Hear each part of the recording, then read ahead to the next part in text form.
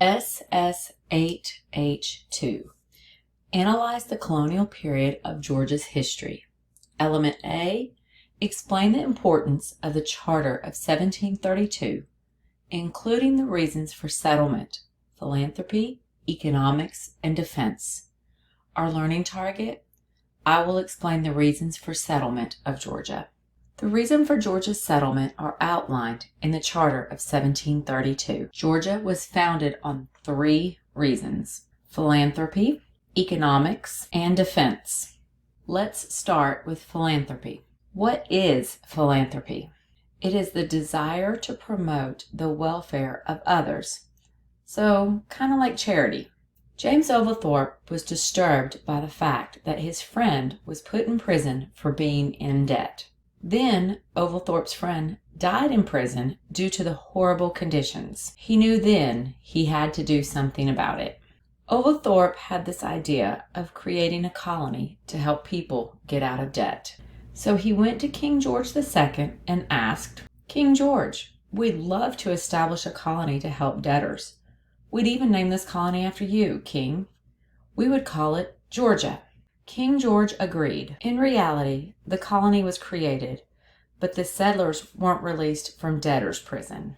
Many of the new settlers weren't wealthy, but they were skilled people. They were carpenters, farmers, blacksmiths, things that could help the colony grow. There were many incentives for the new settlers. They ranged from land to free seed to supplies for farming. These incentives were too good to pass up, so many tried their luck in the new colony. Our next reason for establishing Georgia is economics. Remember, we talked about mercantilism? Mercantilism is the English economic policy that focused more on exporting than importing. The trustees wanted the colonists to produce 4 main agricultural products: rice, indigo, wine, and silk. These 4 products couldn't be produced well in England, so they hoped they'd produce well in the colony. Another crop that was grown was tobacco.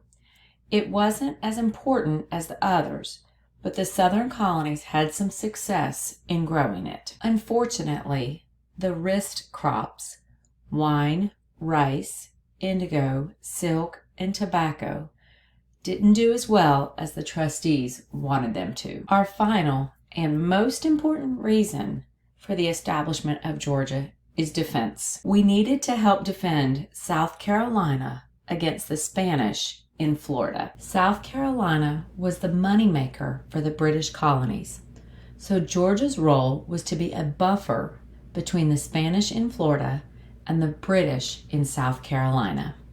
Oglethorpe built forts between Spanish Florida and Georgia.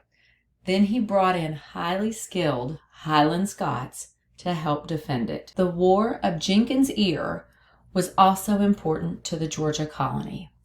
It was named after the British captain Robert Jenkins, whose ear was cut off by the Spanish after he attempted to raid one of their ships. The English demanded punishment on the Spanish, so war began.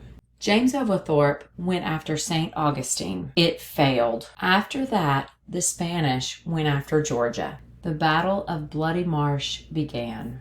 The Georgia colonists and the Indian allies defeated the Spanish. After that, the Spanish never went after Georgia again. The Charter of 1732 set some serious guidelines.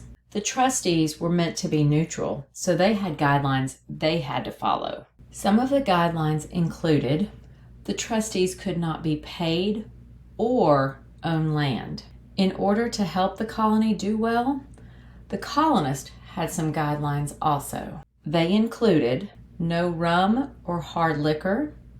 It was said to make the colonist lazy. No slavery.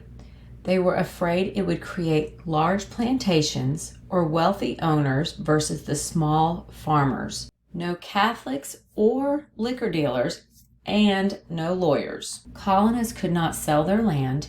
It had to be passed down to family members. And the original charter of 1732 said no Jews, but that was later overturned when Dr. Samuel Nuns arrived and was credited with saving the colony. After some time, the colonists were upset with all of the rules. They said the rules wouldn't allow the colony to grow and prosper, so they begged for some changes.